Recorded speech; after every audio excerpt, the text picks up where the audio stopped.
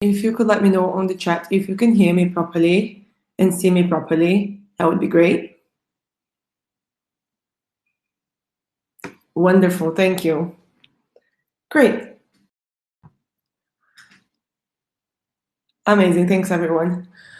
All right, so we're gonna start this session now. I'm gonna run through two important topics with you. I'm gonna do a quick introduction to MUN for those of you who haven't done MUN before. And then I'm gonna go to the rules of procedure, which will be a bit longer. As you should know, I'm Joanna Perron. I'm the Secretary General of the Oxford MUN Singapore this year. I am an Oxford DPhil student. That means I'm doing my PhD.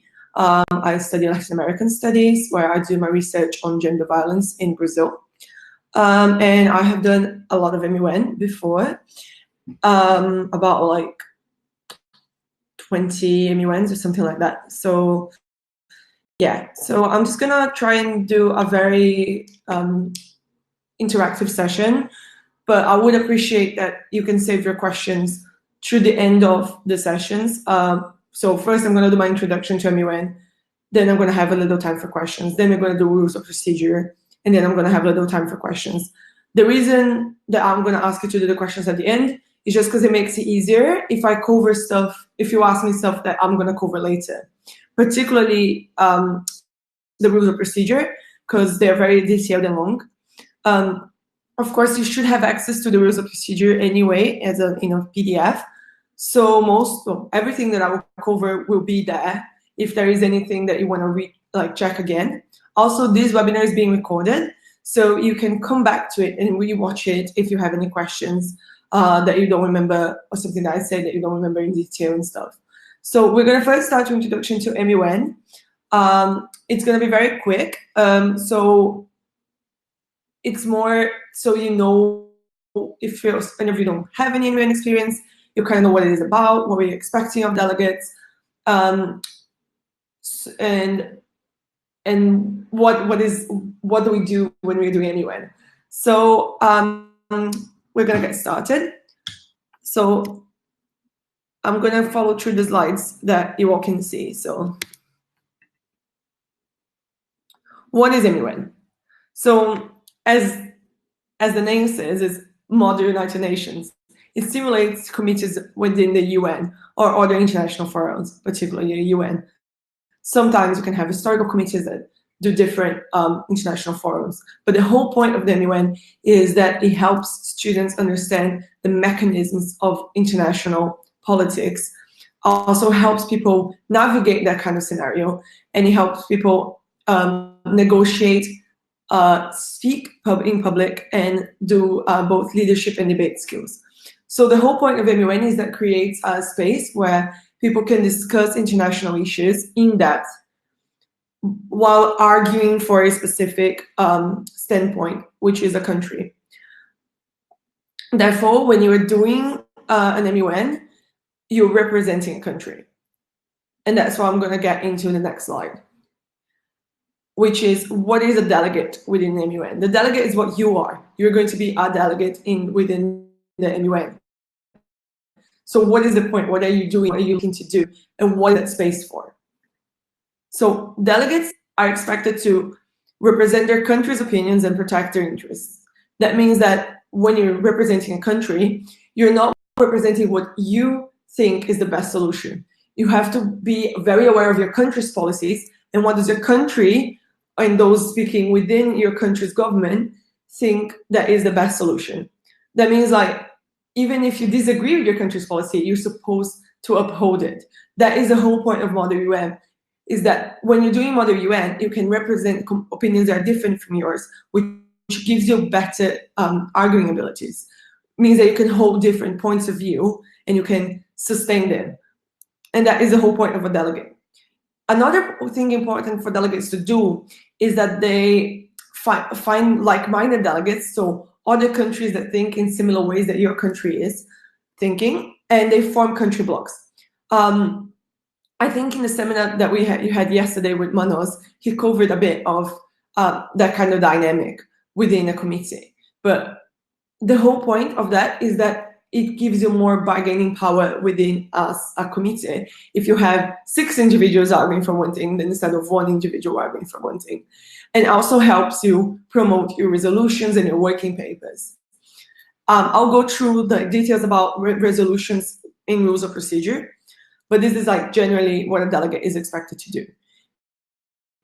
While representing a country within a committee of the UN, that gives the delegates the ability to understand an issue, and not only understand that issue, but understand that issue within a specific mindset, which is a country's mindset. You become aware of the geopolitical implications of that issue from the region of your country, but also from other regions in the world. And that's what MUN is so useful for people who are interested in developing their leadership capacities, but also for like developing a keen sense of international politics. I'm gonna run through in the next slides through some like just quick vocabulary and a couple of tips from MUN, and then I'm gonna open to questions. As I said, this first part is gonna be very introductory, very quick, because we have a lot of rules of procedure to get through, and I'm sure all of you have loads of procedural questions.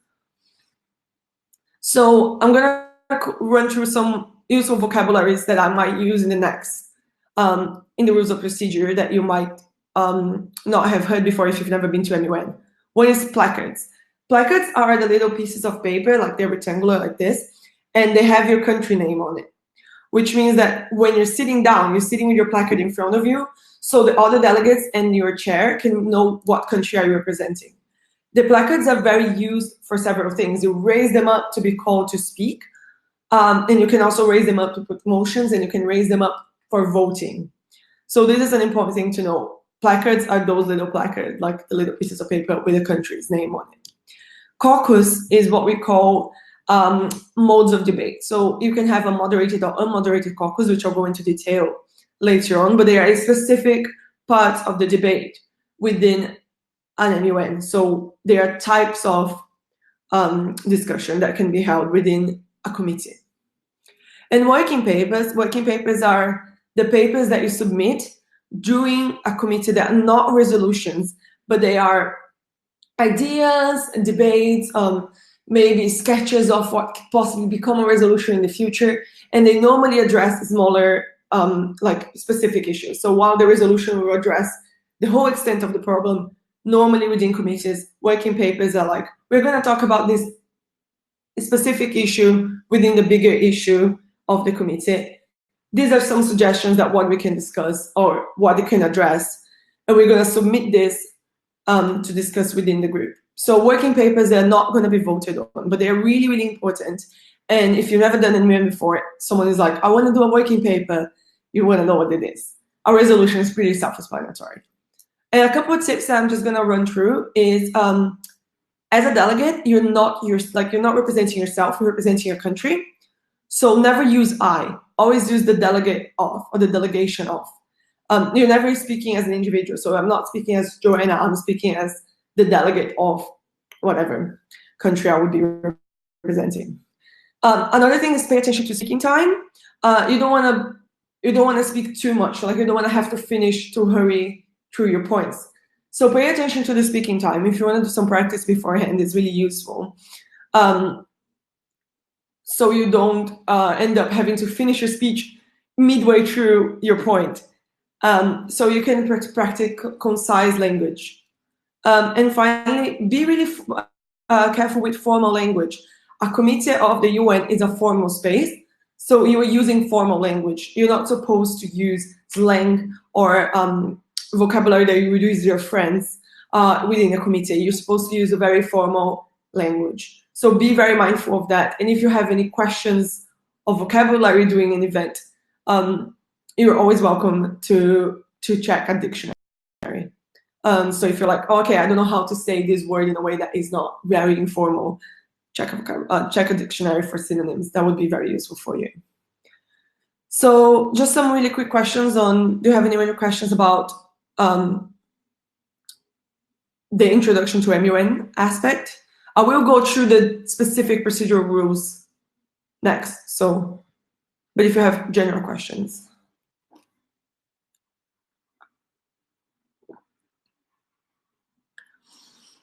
No.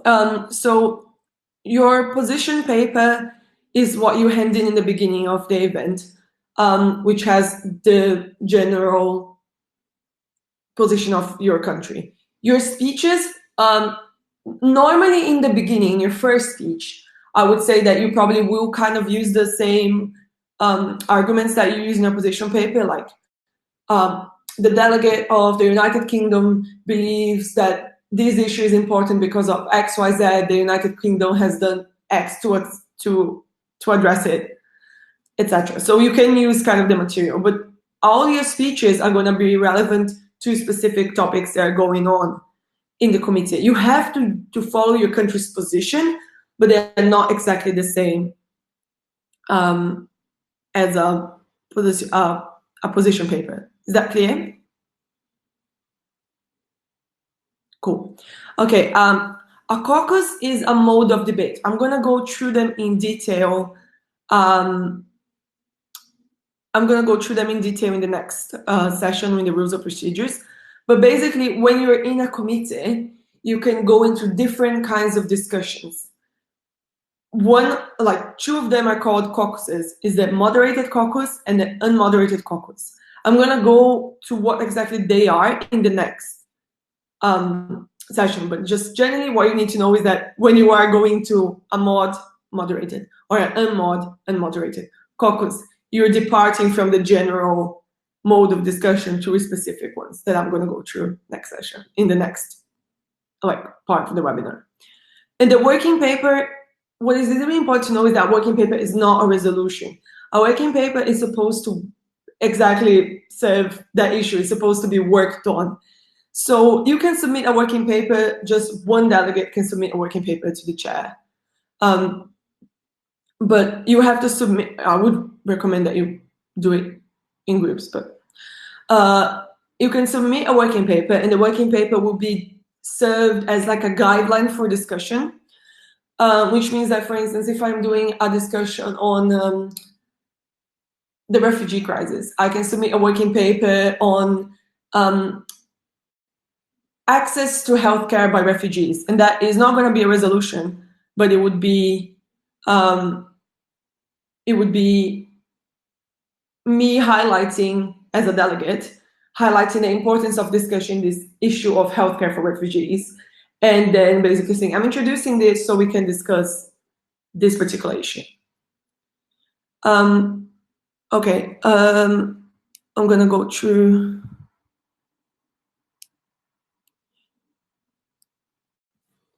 Okay, I'm gonna go through the questions that are going on through. Okay, so yeah, your position paper normally has a part 1, topic A, topic B. So yes, you don't have, it can be like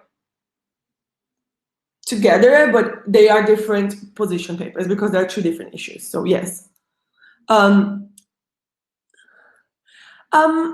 I think in terms of the U, it depends a lot on how you're using. So for instance, the delegate of Peru, you stated that whatever, that is formal, that's fine. But you can't just turn to someone and be like, you said X.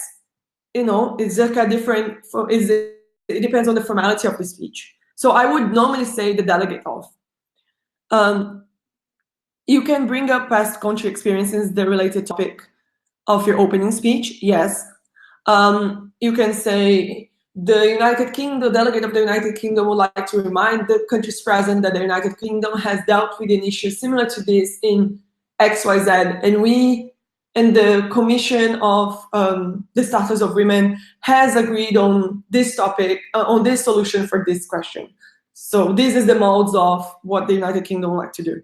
You could do that, that's fine. That is actually quite good.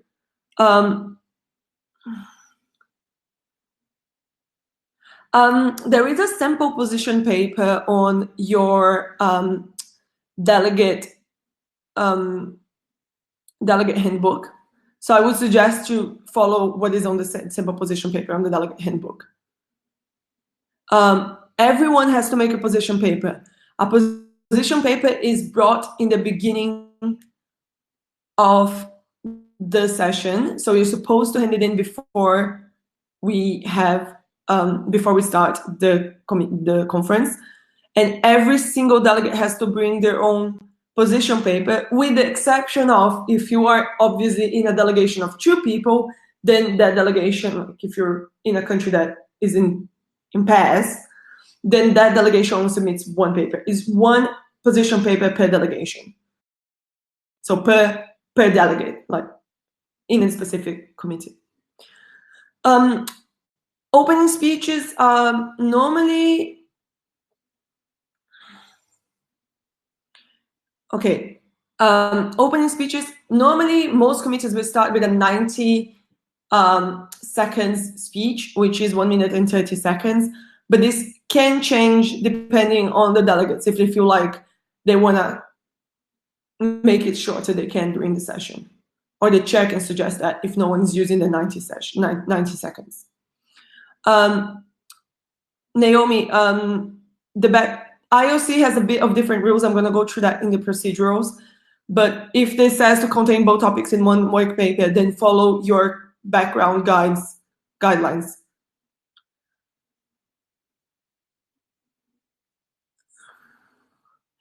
Alicia, yes, you can. You can say, for instance, while the United Kingdom is not directly involved in this issue, this can affect the country in this XYZ ways, and therefore it is important for the United Kingdom to advocate for this position. That is absolutely fine. Your opening speech normally covers a general idea of, a welcome, like you're doing a welcome, and then you're going through why the issue is important, and what does your country suggest, and what has your country already done about it. So it is in those modes, kind of similar to what your position paper is saying. But I would say don't quote from your position paper. Don't read your position paper out loud. Make a separate speech, because they're different mediums of communication. No, you cannot amend your position paper after submitting. So when you submit your position paper, submit a final version. I'm just waiting because I see some people are typing, so I'm gonna wait to see what you type, but then I'm gonna have to move on to rules of procedure because it's quite long, the rules of procedures.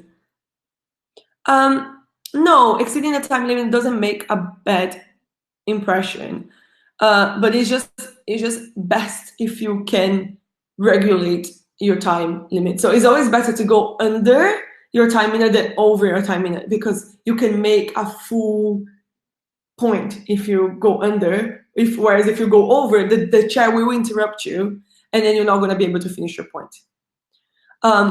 Yes, you normally have an opening speech. It will be the first speech on the general speakers list, which I'll go through in the procedures next time. When you're working in pairs, it depends on how you want to set it up with your pair.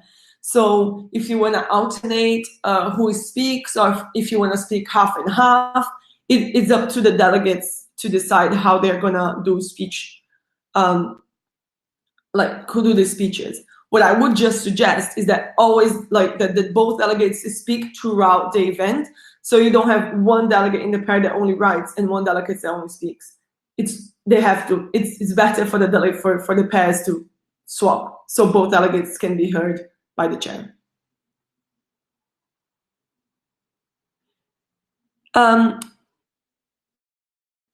So if the speech exceeds 90 seconds, the chair will interrupt you. Normally what the chair does is they have a little gavel that they bang. So they will bang once when you have 10 seconds remaining, and then they'll bang twice when you have to be done. And when you have to be done, you have to be done. You can't keep on going over the time. And if you finish, I will go through yielding in the next point. So if you don't mind, I'll just go through that when I get to I'll just go through that when I go to procedure. You can use any sources in your opening speech, as long as you quote them properly. I'm gonna go through procedure now because I think a lot of you have questions about procedure. So I'm gonna go through everything with you, and then at the end we're gonna do questions. Unless there is something that we have any technical issues, like you can't hear me anymore or something like that, I'm gonna go through the whole procedures and then we can do questions if that's okay, because a lot of the questions might be answered in the following slides. So we're gonna go through the rules of procedure now. I would like to remind the delegates that we do have a rules of procedure document that you can check. So please, even if you're attending this and it's very clear to you, I would really recommend you read through the document of rules of procedure, because it has, of course, what I'm trying to do is a very condensed version of the rules of procedures, and there will be a lot more detail there. So let's start. I'm going to have a big brief note for committee difference. Some committees, particularly IOC, International Olympic Committee, we have little different rules of procedures for parts of the session. So please refer back to your own background guides if your rules of procedures are a bit different from what I'm going through. And if you have questions, please get in touch with us, and we'll be happy to answer any questions that you have. Also, during the event, there is a way that you can inquire about rules of procedure, which I'll go through. This webinar is going to cover the general rules of procedure. It should cover most of how any committee is run, but because we're running IOC and IOC has specific rules, it is really important that if you do our ROP are rules of procedure. So the rules of procedures abbreviated ROP. The rules of procedure that I'm going to run through are the general ones, but if you are in IOC, please refer to your background guide for the slight differences that you have. But even if you're in IOC, most of the rules here still apply to you, so stay tuned to this webinar.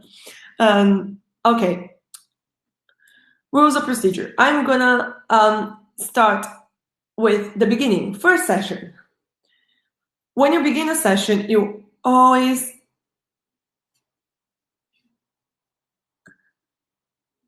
I just started on the rules of procedure, but this is gonna be recorded, so you can come back to the other questions.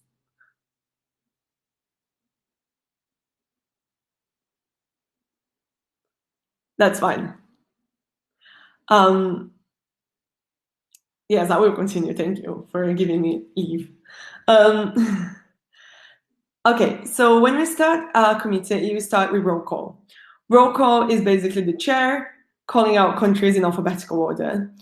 A country can declare itself present or present and voting. Present is you're there. Present and voting does not allow a country to abstain from substantial voting, which means that if you're voting on a resolution and you have declared your country present and voting, you cannot abstain from voting in a resolution. So, and this is applied for all voting members. So if you by any chance you're representing what is called an observer, you cannot declare yourself present and voting because you don't vote on resolutions.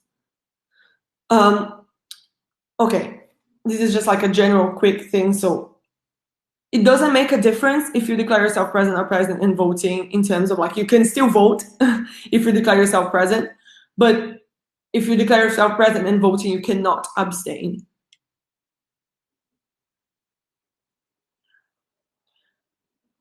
Okay, so roll call is literally it's like when you're in school and people call your name and you have to say that you're present in class. It's attendance, exactly. You cannot change the stance of your country from present to present in voting or vice versa. So I would recommend that unless you have your country has a very strong stance on an issue and that they know that they are going to vote, or for instance, if you are in the Security Council and you want to show that you will be there, you'll be there to veto resolution, for example. I would say just usually just do present. The only reason why you're doing voting is if you want to show to the committee that you're not going to abstain. It doesn't make a difference whether you're declaring yourself present or present and voting. In a double delegation, only one delegate has to say that they are participating. They have to say present or present and voting. I mean, unless you train yourselves to say it together. I'm joking. Please just say present or present and voting. In it's just a one, because in a double delegation, you consider like one entity. So no, like there is the two delegates are one delegation, whereas like in an individual commission, the delegation is one delegate. Okay, so I'm gonna go through the setting the agenda. Setting the agenda is the first order of business of any committee, is setting the agenda. So then a delegate has to propose a motion, which will be, the chair is going to say, are there any points or motions on the floor? I'll go through all the types of motions and all the types of points later. Then the delegate has to say, motion to set the agenda for, then it depends on your country's interest. So some countries might more be interested in topic B, and some countries might be more interested in topic A. So you can say motion to set the agenda for topic B. And then a speakers list, which is a speakers list is literally what it sounds like. It's a list where people put their placards up so they speak on them, will be set up for and against setting the agenda for topic B. Yes, it is also the same in double delegation.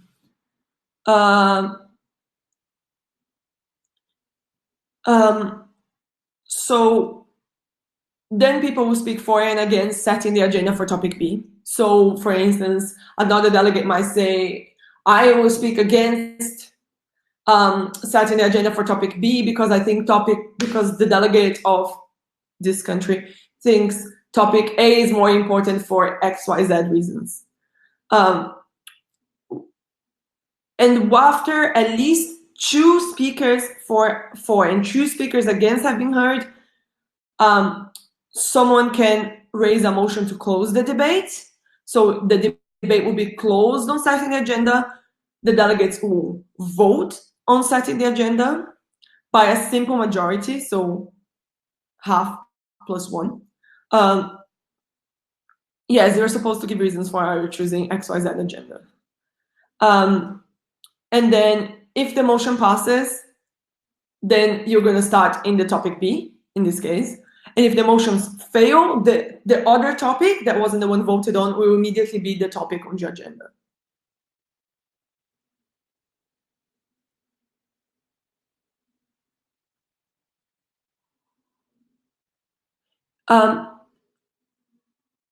There is, if there is a tying voting, we will return to the speakers list, and then people just have to convince the other delegates to vote for or against. That's the whole point of having for and against speeches, so people get convinced on what topic is more important. I've never seen a tie happen before, but it could happen. Okay. So once the agenda has been set, we'll begin a general speakers list. Okay. Okay, I'm gonna run through this really quickly. This is not the full first session. It's just like when you begin, you have to set the agenda first. To set the agenda, you have to propose a motion to set the agenda for a topic of your delegation's choosing. So if you're the one proposing the motion, you can view the recorded webinar on the webinar website. Like this, it's going to be recorded, so you can see that. If you want to close the debate, you have to propose a motion for close debate. I'm going to go through all the motions in a second. So if you, yes, voting takes place after the speeches. So the speeches are there to kind of convince delegates to vote for or against a particular topic being the first topic discussed.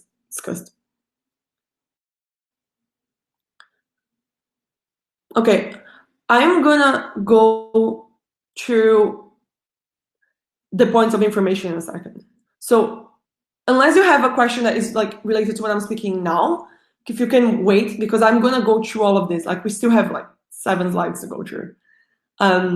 So I'm just gonna finish explaining again the first session as it was requested. So you propose an agenda item, then you discuss this agenda item in a general speakers list, in a speakers list for the agenda. Then you vote on that. And if the vote passes by a simple majority, then this agenda item is the first agenda item that's going to be discussed. If this vote fail, then the second agenda item is immediately going to be the topic being discussed. Once this debate begins on whatever topic has passed in the agenda setting, no, in the general speakers list, after you set the agenda, you're going to discuss the topic that got set by the agenda setting. So if the committee had voted to start with topic B, we're going to start a general speakers list with topic B. I'm going to move on to general speakers list. Once you begin the general speakers list, you can add your name to general speakers list by sending a little note to the chair, as Manos probably explained yesterday. The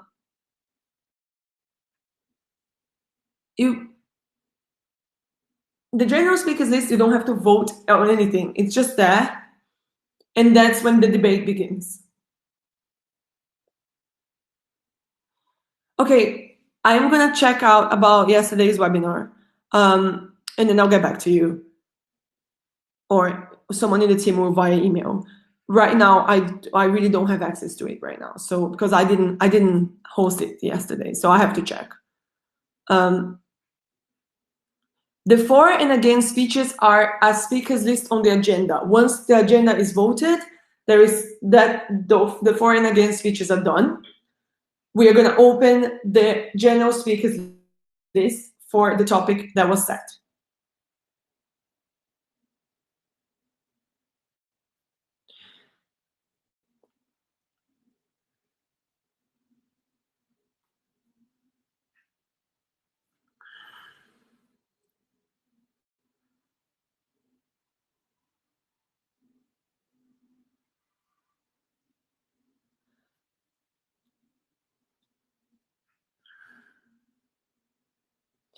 All of this info is on the rules of procedures, so you can read it if anything's unclear.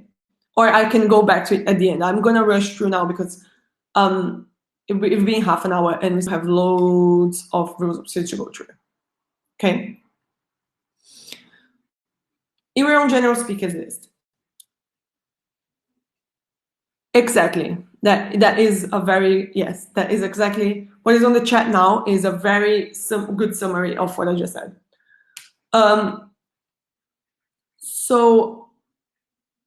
Okay, so now we're gonna go to general speakers list. The general speakers list is the standard mode of debate in most committees. The general speakers list is you're gonna sign up to speak on the general speakers list by sending little like notes to your chair saying, I would like to be, this delegate would like to be added to the general speakers list. When you're in the general speakers list, the delegates will normally have a set amount of time by the chair to speak, which, as I said, we normally use 90 seconds, but it can be different depending on how many people there are in your committee and how long people are speaking for. It will not exceed 2 minutes. 2 minutes is usually the maximum time that a speech can take. And 15 seconds is the smallest time a speech can take. Normally we begin at 90 seconds, sorry. You send notes. You send notes for general speakers list.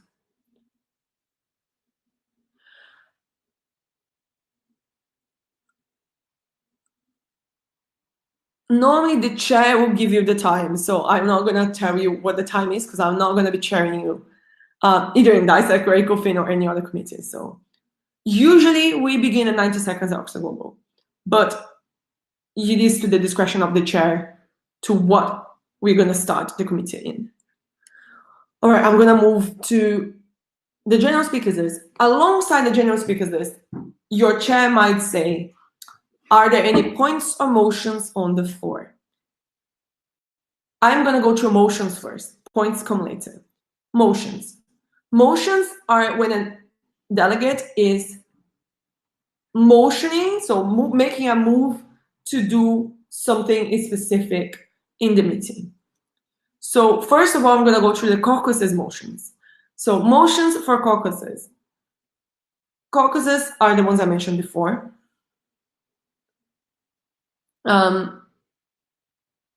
Which are the unmoderated caucus and the moderated caucus. An unmoderated caucus is exactly what it sounds like. It is unmoderated. That means the chair is not going to moderate. It's usually the delegates can move around and talk to each other. There is no structure to an unmoderated caucus. Unmoderated caucus are considered to be quite disruptive. So they usually voted. Well, they are voted before a moderated caucus is voted. I'm going to go through that in more detail. Yes, it's free movement time. It's usually, my tip is that you use the unmoderated caucus time to work on writing documents like working papers or resolutions and discussing details with block forming. So they are not breaks. This is something I want to make absolutely clear. Unmoderated caucus are not breaks. They are useful and really, really important to develop the documents that you're going to present during the debate. Yes, they are also used to make blocks. So, if you find the delegates that are like-minded to your country's position, this is going to be probably the time you guys are going to get together and have a discussion about what is your block position, what are the things that you're advocating for, what is the priorities that you want to discuss. This is the unmoderated caucus.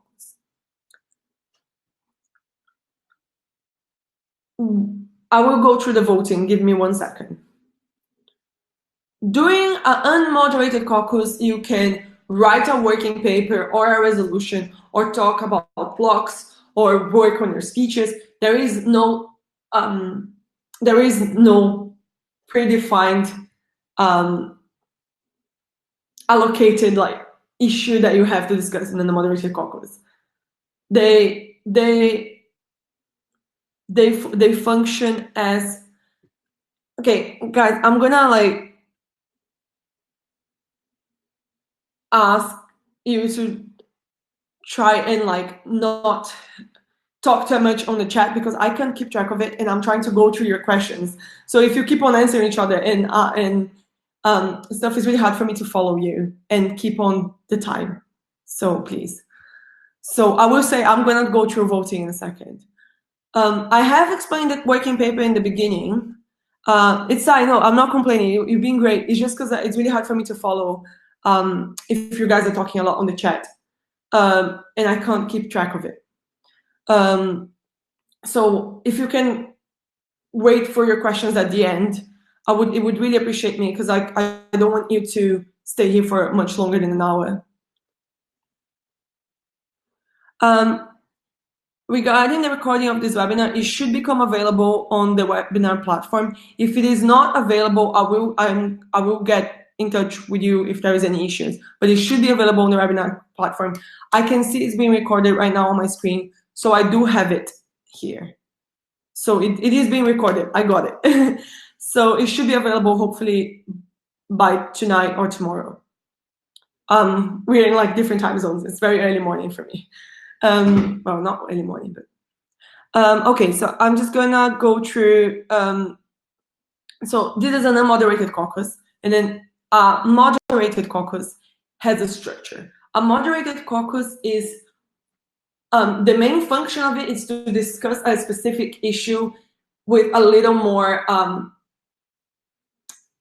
speed than a general speakers list. In a moderated caucus, the delegate that suggests a moderated caucus, that motions for a moderated caucus, gives a time for the moderated caucus, and it gives a speech time. So this is the moment where the delegate says, for example, I would like to motion for a moderated caucus of 10 minutes with 1 minute speaking time. Like in a non-moderated caucus, which has no structure, in an unmoderated caucus, which has no structure in terms of who speaks, you just say the delegate of the United Kingdom would like to propose an unmoderated caucus of 10 minutes. Whereas if they are motioning for a moderated caucus, you have to say 10 minutes, and this is the speaking time for each delegate. The moderated caucus serves to discuss an issue. So you would say, I would like to propose a 10-minute moderated caucus, 4-minute speaking time to discuss this specific issue. And then they're going to use that time to discuss the issues. The topic for a moderated caucus is a subtopic of your agenda item. So for instance, if I said to, as I said earlier, like if you're talking about refugee crisis in Europe, and then your topic is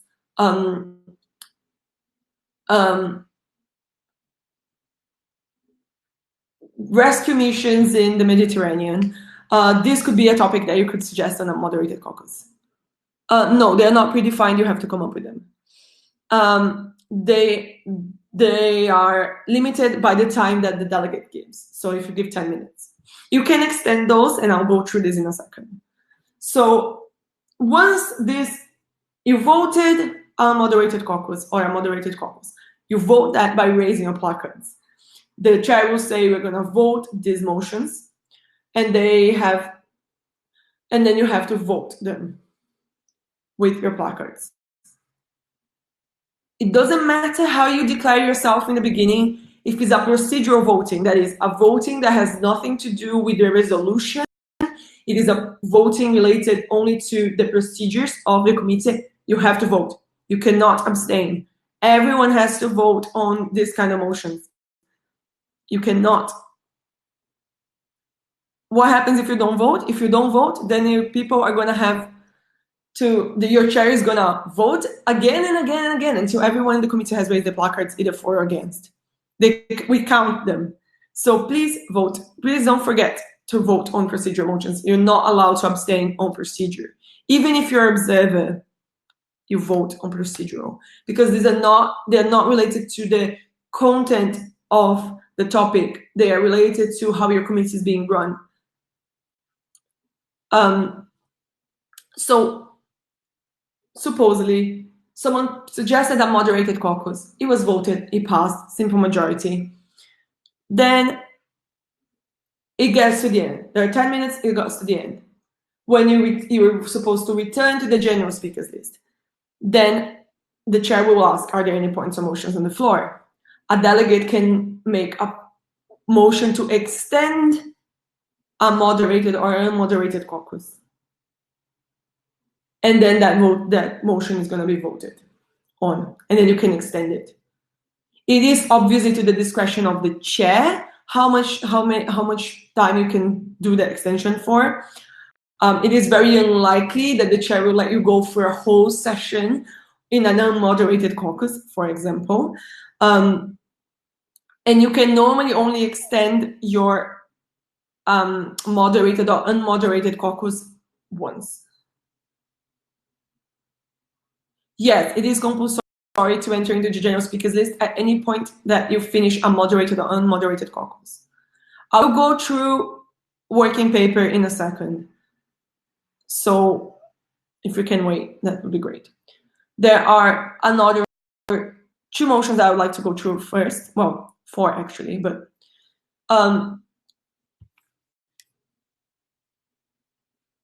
you can also motion to adjourn the meeting or suspend the meeting, or adjourning debate or suspending debate. Adjournment of the meeting is basically if you get a lunch break, or if you finish your session is coming to an end, you vote to adjourn the meeting and resume the meeting on the next session.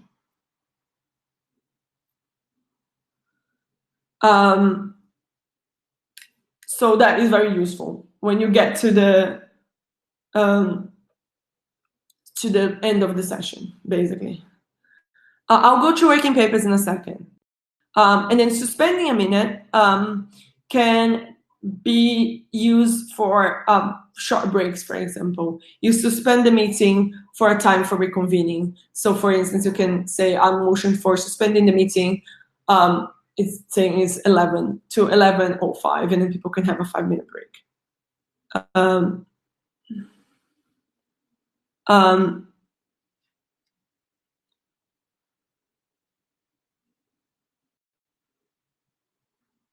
Sorry, I said that was me because I was trying to follow the chat.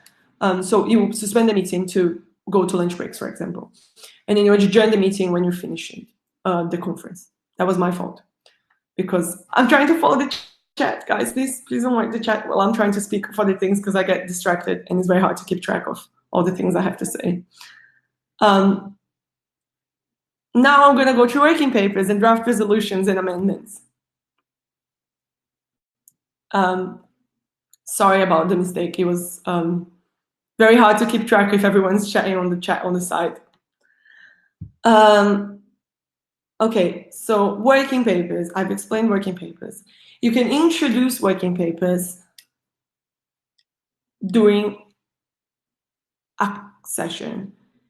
The working papers are not official documents. That means that they're not resolutions, but they have to be approved by your director. So thank you so much. They have to be approved by the director. So before, you cannot introduce a working paper without your approval of your director. So your working papers have to go through your chair. Once a working paper is introduced, like the chair has allowed it, and you can motion to introduce working paper number 1, then your working paper is introduced, and then they will be displayed on a projector. So usually you don't need to use your time to read your working paper because they will be displayed on a projector so all delegates can read them.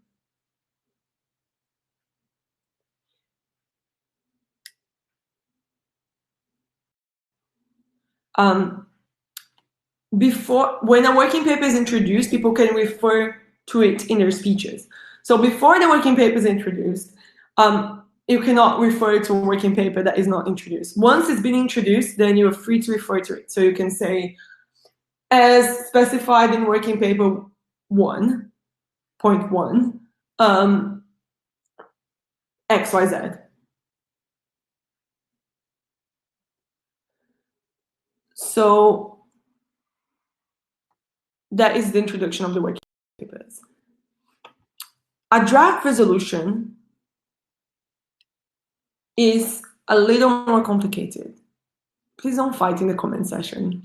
A draft resolution can be introduced when it has been approved by the director, but it is also being signed by 1/5 of the number of members without including observers. That means members who can vote. So a draft resolution can only be introduced if it has received 1/5 of your committee's signatures. So if it doesn't have 1/5 of the signatures, it cannot be introduced. And then it has to go to your chair for your director for approval. So there is details of like the way that this the signatories have to show up as opposed to the signatories. It is on the document of rules of procedure. Refer to that because I'm not going to have time to run through all the specific details. I would just like to point out, I would really appreciate if you stop fighting on the chat. Like, this is not supposed to be your living room, and I'm here working. So I would really appreciate if you'd stop pretending that this is a joke, because this is not a joke to me. So that is fine. Just not do this again.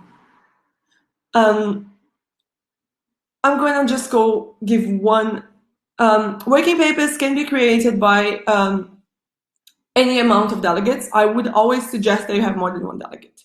Just because if you are working in blocks, it just shows more cooperation, and it just makes it more likely that the working paper was going to be discussed and there will be in the interest of many members to be discussed. On draft resolutions, though, this is really important. Signing a draft resolution doesn't necessarily mean that you agree with the draft resolution. It means that you want this to be discussed.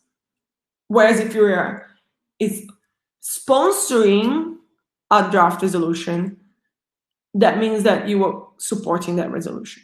So if someone comes to you in a committee and says, would you like to sponsor this resolution? You can read it and be like, actually, I would like just to sign it. Working papers are really significant because they help you direct your debate and they serve as a basis for future resolutions. So I really recommend that you look at your delegate handbook and go through working papers.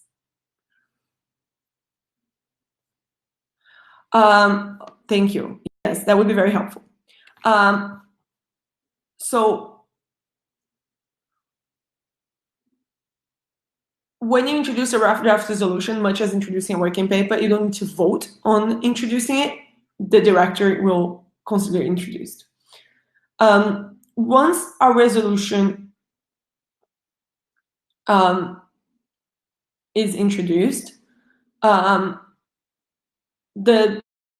delegate, any of the sponsors of the resolution can call for a panel of authors. The details of the panel of authors are on the handbook. I'm going to have to start going through things a lot quicker now because we've been 50 minutes talking. Well, I've been 50 minutes talking to you. So panel of authors is basically the sponsors of the resolution presenting the resolution to the committee. The decision of whether or not to have a panel of authors is at the discretion of the director. And then director will set up the time. It's normally no more than 10 minutes. I'm going to move to an amendment. Amendment is a proposal that adds, deletes, or revises the operative clauses of a draft resolution. Delegates can amend any draft resolution that has been introduced. So as long as the draft resolution hasn't been introduced to the committee, it can be amended.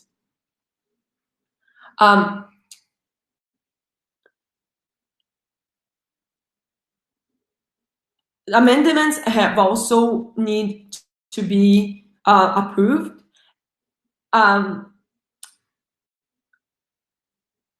So they have to go through the directors as much as draft resolutions or working papers.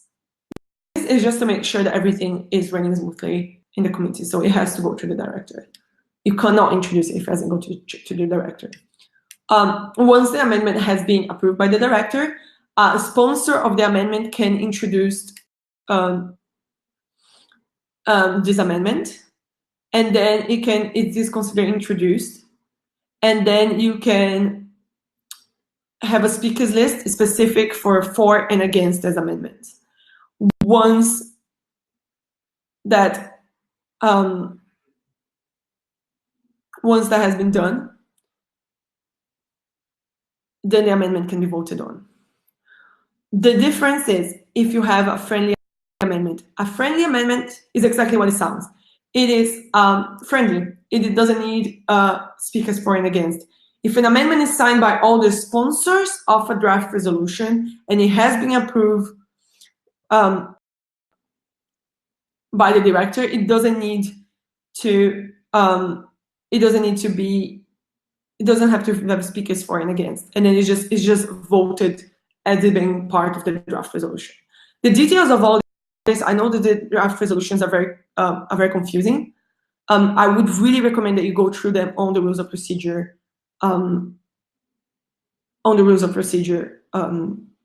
Document. Yes, amendments, like if you need to revise, delete, or add anything to a draft resolution. They are all in the details of the rules of procedure. I would suggest that you read them because they're very detailed, and if I try to go through that, we're gonna go massively over time, which we already are. So I would really suggest that you go through the amendments in detail in the rules of procedure. I'm gonna move on. So I'm gonna go to speeches now. As I've been through, there is a time limit for speeches, which is set by your chair in the beginning of the session, except in moderated caucus, where the time of the speech is set by the delegate who suggested the moderated caucus, if it is approved. In the general speakers list, the granting of speeches, it's done by list.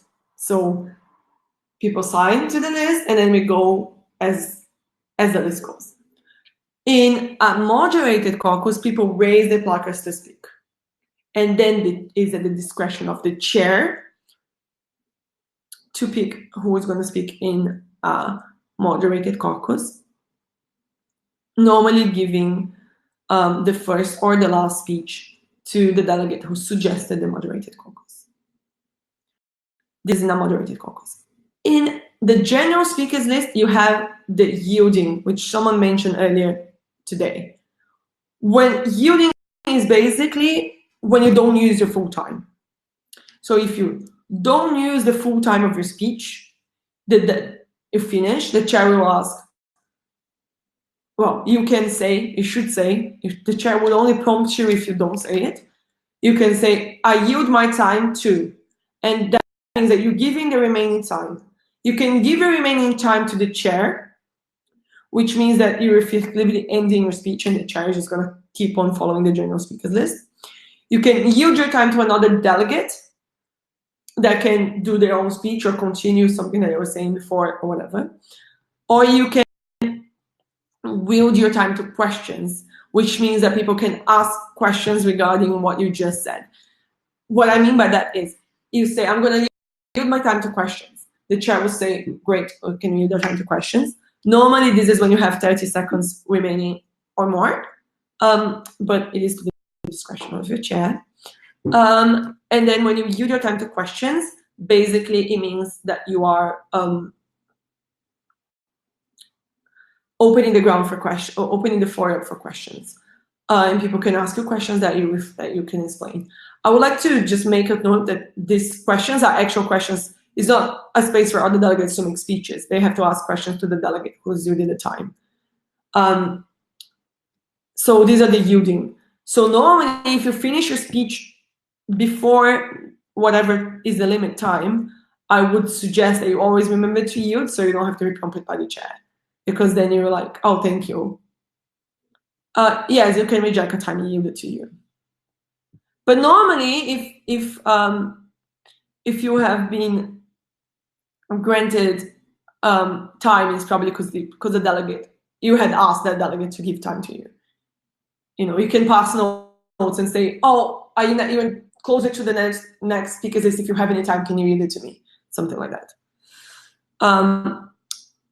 The delegates normally will ask a question, like the chair will go ask a question and then they'll give time to answer. And the time that the delegate who yielded the time to questions is using is the remaining time that they have. So normally how many questions he can answer in that time that he has left over.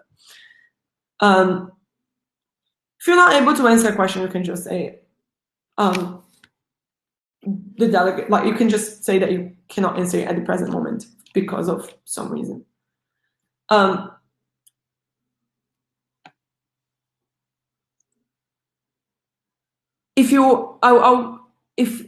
go to the questions regarding draft resolutions at the end because I'm trying to go through the slides and we're almost there. We just have 2 more slides and questions. Okay. So during the general speakers list, as I said, you can do points and you can do motions. I've run through motions and now we're doing points. Points are very simple. They are there to basically raise like specific questions. I'm gonna go through basically the last, I'm gonna go from below up. The point of personal privilege is something that I really would like to highlight here. Point of personal privilege basically is the only point that can interrupt a delegate speech. All the other points cannot interrupt a delegate speaking. If another delegate speaking and you have a point of order or a point of parliamentary inquiry, you have to wait until they're done. A point of personal privilege is when a delegate is in discomfort or is being in any way unable to participate in the debate. For example, you can ask a point of personal privilege because you cannot hear a delegate speaking, so you cannot hear what they're saying. For example. So say a delegate speaking and I cannot hear it. I can say point of personal privilege. I cannot hear the delegate because that is impairing my ability to participate. You can also raise a point of personal privilege if you're feeling discomfort. So like if you're feeling ill or if you're cold. But because they can interrupt the speech, I would say use them parsimony. If it can wait until the delegate has finished speaking, it's better to wait. A point of personal privilege can be used at any point.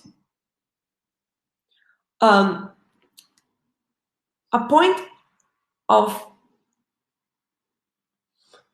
order is to indicate an instance of improper procedure. So it's basically to say point of order. For example, general speakers list is behind me. I am chairing. I by accident skip someone on the general speakers list. Someone can say point of order. Actually, the delegate of the United States was the next to speak. That can happen. That is a point of order. But it cannot interrupt a delegate speaking. Personal privilege is not superpower. So personal privilege is to symbolize that you are in discomfort or you cannot participate in the debate. Personal privilege is there to guarantee that everyone is safe, sound, and being able to participate. So don't overuse it. And a point of parliamentary inquiry is to ask a question about the rules of procedures. So it cannot interrupt the speaker, but if you are in doubt about something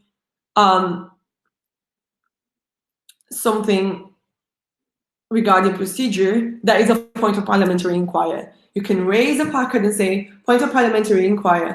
Can the chair please explain the rules regarding draft amendments, like draft resolutions and amendments, or something like that.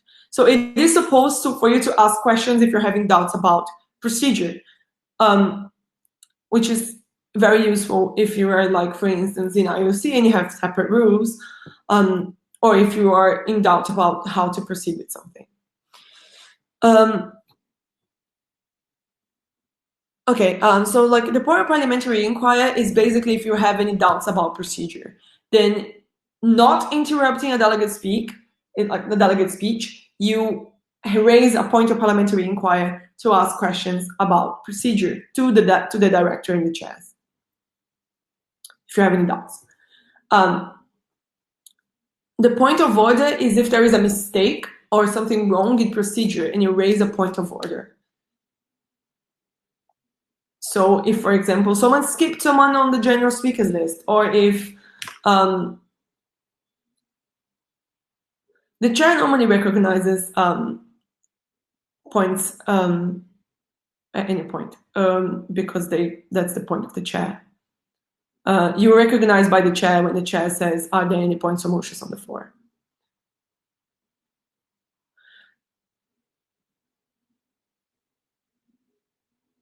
Yes, if by any chance the chair doesn't recognize you and you have a question of parliamentary inquiry that you really, really need to know, send a note to the chair. Is that clear? Points are raising of placards.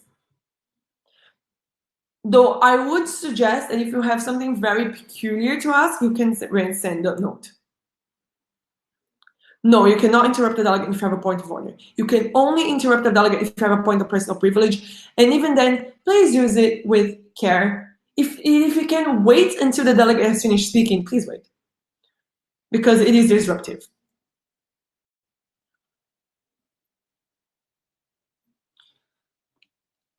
So I'll go through the last bit. This I'm gonna go very quickly because it's been like over an hour, and I know you will have questions. So you can go through this question, these particular motions of voting procedure, which are at the end of your rules of procedure document. So when you go into voting procedure, that means you're voting a draft resolution. That is the moment where people who didn't declare themselves present and voting can abstain from substantive voting. Substantive voting is basically for voting on draft resolutions or documents that are official to the committee. So not motions.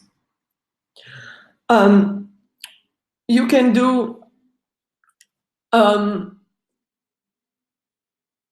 motion to reorder substantive proposal.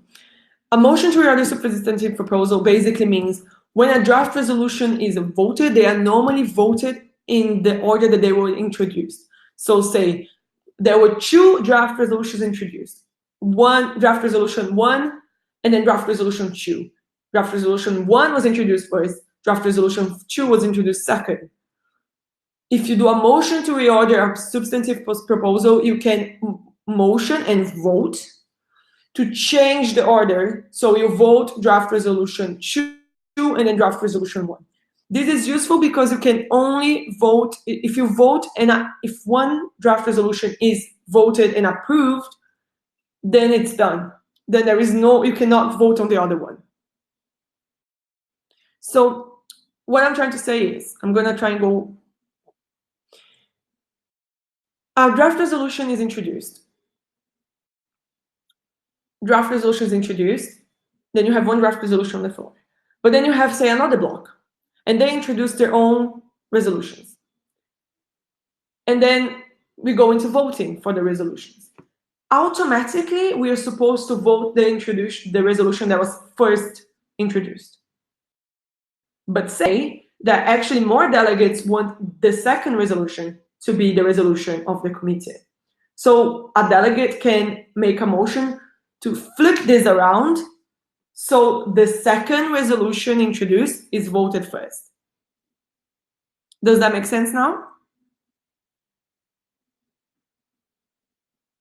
Cool.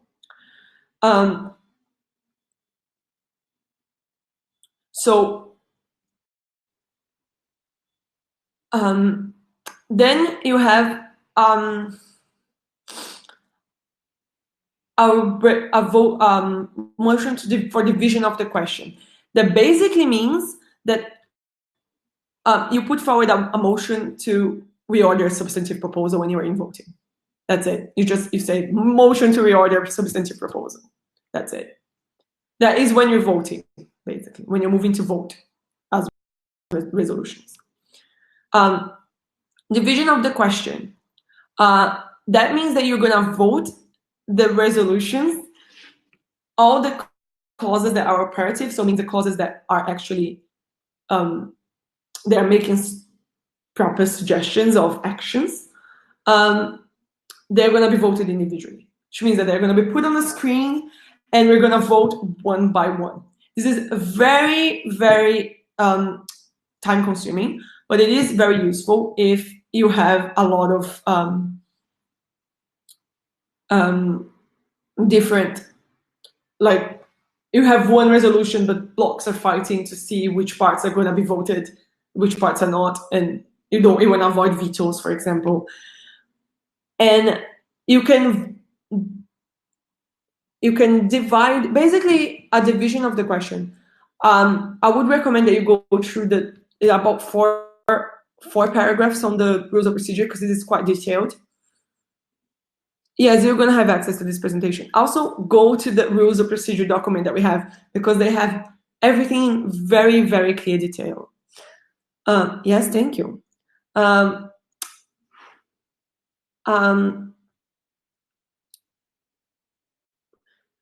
Basically, you divide the resolution in parts.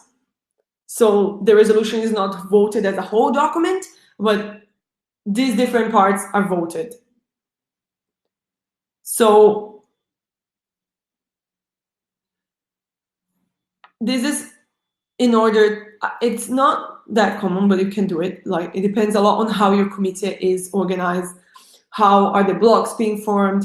So I would say have a look at it. It is not the super common thing to be done, but it has been done before. I've been in committees that has been done. Basically divide the draft resolution. So you don't vote it as one document. You vote it as like, you vote the clauses kind of like separately in different divisions depending on how the motion has been made. And then people can vote on those separate parts, which means that, for instance, if we divided the resolution in 3 parts, I'm just giving an arbitrary number here. Part 1, part 2, part 3. This has been voted. We're going to vote the resolution part 1, part 2, part 3. Then part 1 passes, part 2 passes, part 3 doesn't have enough votes. Then the resolution is going to be part 1 and part 2. Does that make sense? Okay, I'm going to just do the motion to vote in roll call and right to explain vote, and then I'm going to go to the questions.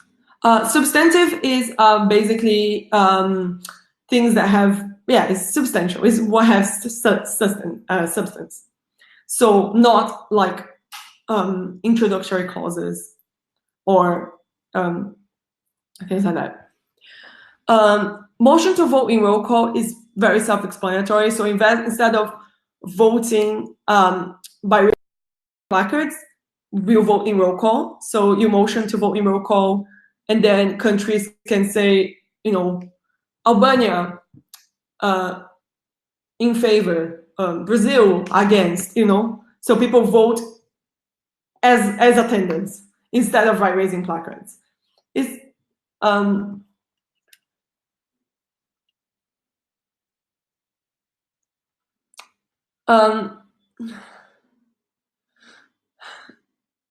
you can vote yes, no, it writes, abstention or pass. Yes, no, it's very self-explanatory. No, it writes, I'll go down below. Abstention is when you abstain for voting. You can only do that if you didn't declare yourself present in voting. And pass basically means you skip your vote, and then you will be called to vote at the end of the roll call. So when you get to Z in the alphabet, then they're going to call whatever country passed, and then they have to declare yes, no, or abstain. Right is right to explain vote. Right to explain vote is very, very sparsely used. It's not very common. Is at the kind of discretion of the director to grant the delegate the right to speak. So, for example, my country has sponsored a draft resolution, but in the end, I vote against the draft resolution. I will go through that question in a sec. I'm just going to finish right to explain vote. Right to explain vote, basically, like my country has sponsored a resolution, and then I didn't, and then at the end, when I voted against that resolution. I can say no with rights. And then if the chair is at the discretion of the chair to give me a moment to say why have I voted against the resolution that I sponsored, for example. Which you can do it, for example, like the resolution is in line with my policy, but it goes against the national interest of my country. Or there has been an amendment that passed, that I voted against but passed, that renders the resolution impossible for my country to say yes to. Like, these are all reasons of why I would vote no. But like, it's not very common for right to explain votes to be used. It's very rare that they're used. And I would suggest that if you have more questions about right to explain vote, you go to the last page of the rules of procedure document that we have made available for you. It's only used in extraordinary circumstances. It's not something that is common. So now I'm going to go to questions. I saw that you had one question here. about present and voting. So if you say present, you can vote, but you can also abstain. So like if you declare your country present, it means that you can vote, but you can also abstain. If you say present and voting, it means that you cannot abstain. You have to say yes or no. It is more a question, like I would say, of like posturing of your country. It depends on how clear your country is in specific instances. For instance, the Security Council, that can mean like you want to show the other delegates that you will veto this resolution, for example, because you're going to vote no, or you're going to vote in favor of this resolution. So motions, okay. Oh, there's another question. If you want to question a delegate, then you use your own speech time to question them. If you want to ask a delegate, like that's the whole point of debating. So if someone says that something that you disagree or you're in a question, you can use your own speaking time later to say, I would like to ask the delegate of Nigeria to clarify XYZ for me. That is possible. It is not up to you to decide when a delegate's going to yield the time to what. It's their own delegate's decision. A motion is basically is signaling to the committee that you want to do something. So it directs the committee a certain way. So you motion for, say, moderated caucus. So you want to go through a moderated caucus, or you motion for an draft resolution to be introduced. So it is the mechanism as to which you direct the committee towards specific actions, basically. Yes, it's what you want the committee to be doing, but basically. Okay. An amendment is basically a change to a draft resolution. So you don't amend working papers, you amend draft resolutions. An amendment is if you want to change, revise. So for instance, if you see like a spelling mistake, or delete part of a resolution, then you propose an amendment. A draft resolution is a draft, like a proposal for a possible resolution for one of the topics. So, okay, I'm gonna go back up here. So can you please yield to the chair? Yielding to the chair is basically finishing the speech. So I've done a speech, I still have 15 seconds left. The chair is like, how would you like to use your time? And I yield it to the chair because I don't want to give it to anyone, and I don't want questions to be asked. I just want to be done, basically. So it doesn't make any difference. And then the general speaker's list continues without any questions. I think, if I'm not wrong, yesterday's webinars went through blocks, so I would really recommend that you go through that because Manos has all the details on that. Also, it is on your delegate handbook. I'm sorry, just because otherwise we're going to be here forever. And I'm sure it's quite late for you guys. It is not that late for me, but it is late for you. About double delegation, there are any points of information delegate speaking doesn't know the answer. So, okay, so points of information are not normally related to delegates. Points of procedure parliamentary inquiry are to the chair. If there are questions and the other delegate speaking doesn't know the answer, the other delegate wants to speak, that's absolutely fine. The way that you organize your speaking time between a double delegation is up to the delegates of the delegation. It literally has, it depends on them and how they want to structure their partnership. Okay, you can argue for or against the resolution which you have submitted or yes, you are not going to be in a panel of authors, but you can have an opinion on it and argue for or against it in the discussion regarding that resolution. You're fine. Let me just go back here. So, adjourning the debate and closing debates is for voting on a specific topic, whereas the meeting is for finishing the committee session.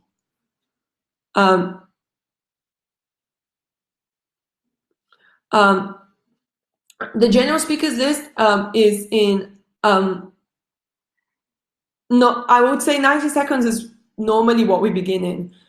But obviously the delegates can propose motions to change that time.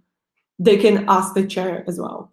But I would say normally it is good to begin at 90 seconds because you don't know exactly what people are going to be speaking. You might be realized that everyone is speaking under 60 seconds, you know. Can delegates in double delegation put forward their points simultaneously? That would be a bit confusing. I would say normally one delegate speaking at a time would be easier. But both of them can speak. Like, you don't have to only have one delegate speaks, one that doesn't speak. Both of them can speak, just not at the same time, because the chair is not going to be, no one's going to be able to follow them if they're speaking together. No, because if, oh yeah, no, you can. Yeah, you can do that. No, yeah, sorry. Yeah, you can ask a question to a delegate in your speech and then yield your time to them. But they can refuse to use it. They can say, no, thanks, I yield that time to the chair. Or like, I don't want to use that time. Well, they can't really use it again, but they basically can say, no, I don't want to use the time. Multiple delegates can come up with one resolution. It is necessary that the resolution is signed by at least 1/5 of the committee. So you cannot come up with a resolution that is signed by only one delegate, 1/5 of the committee. Both delegates in the double delegation are equally important, and the delegation will be considered as one thing. Working papers can have their own.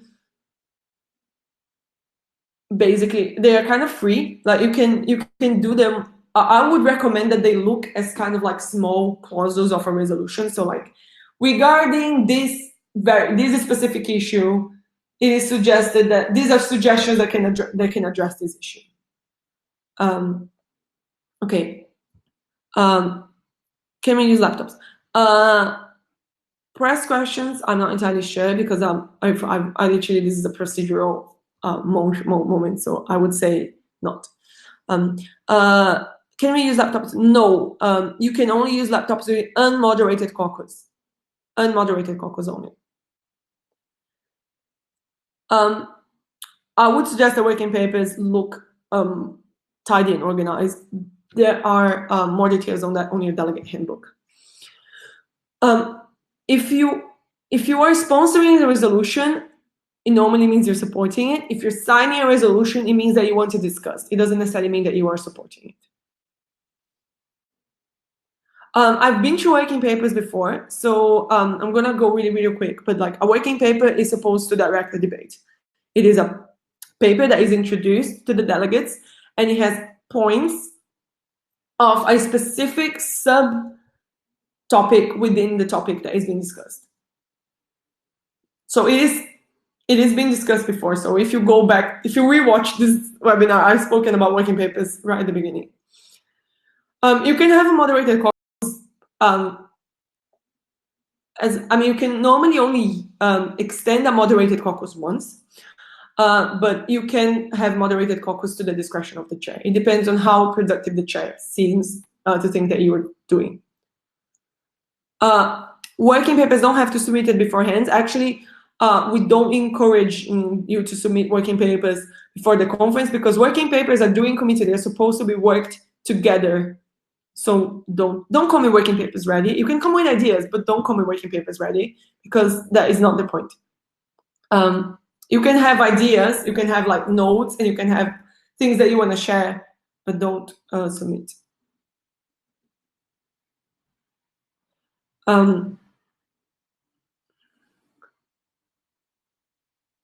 You can come with some speeches ready, yes. Though I would say that don't come with all your speeches ready, because you want to have some kind of like interaction. You want to be able to get a delegate speaking and have a speech that addresses that, and not only speak your own thing without any interaction with the rest of the committee. Working papers can be submitted during the event.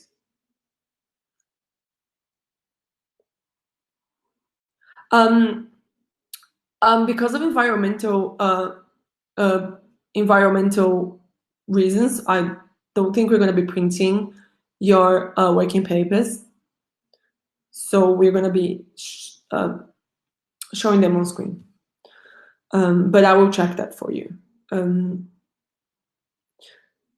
Working papers are submitted during the event. So normally you use your unmoderated caucuses to write them, and then you submit them during the events. I would suggest, honestly, I'm not chairing IOC, so I would suggest go to your IOC background guide, because that's going to have all the details regarding your presentation.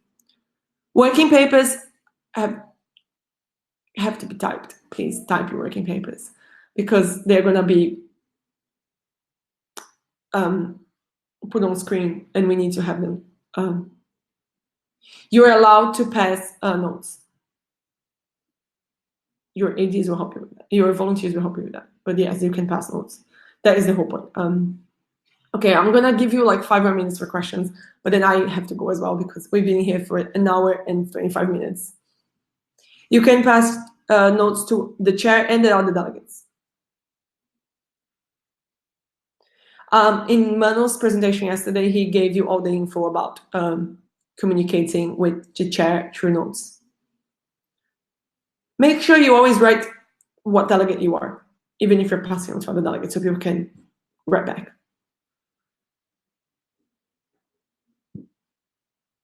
I see that some people are typing, so I'm gonna give you a couple more minutes to ask any remaining questions, but then I have to finish, because we've been way over the time.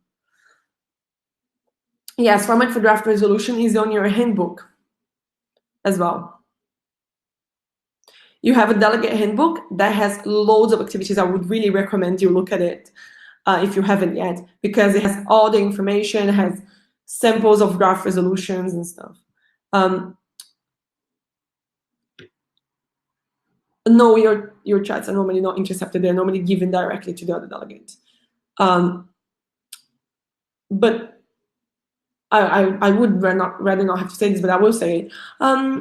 The notes are supposed to be related to the committee. So if the volunteers realize that you're using notes to gossip, they will just not hand in your notes. Your notes are supposed to be related to the committee. You're supposed to be working during the committee time.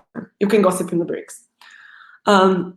Any amendment, there is not a limit to the number of amendments that can be suggested, but obviously it's to the chair discretion. If you have 15 amendments being suggested and we have half an hour left of a session, probably the chair will be like, please don't submit any more amendments, or submit a whole new draft resolution or something.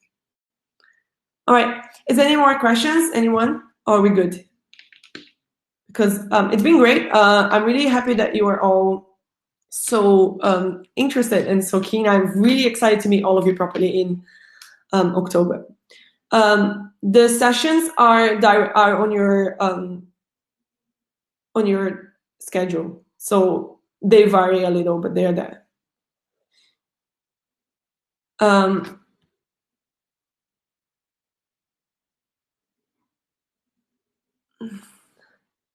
Thank you. I am glad that you found it useful. This is going to be available for you. So there's 1 hour and a half that I've been talking to you. But I would really suggest that you go through the rules of procedure document, because that has all the info in detail, and it will save you time during the committees if you have that knowledge available. So go through it. It's a little bit dry, but it's really, really useful. And please go and look at your delegate handbook as well. If you have any doubts on how position papers and resolutions are structured, we have loads of info on that. Thank you so much. Yes, exactly. That is the link. I was going to get it for you, but that is it, oxfordmoon.com/preparation. Thank you so much for your time today. I'm sorry it took so long, but I hope it was very informative for you. And this will be available to you on the website. And if you have any other questions, email us at the info email that you've been in touch with. You will have more webinars coming up with your directors. I don't know if you're going to have another webinar with me. You might have a revision webinar with me. But I think most of all your other webinars have been scheduled. So I hope you really enjoy prepping, and it's less than a month away. I'm very, very excited to meet you properly in Singapore.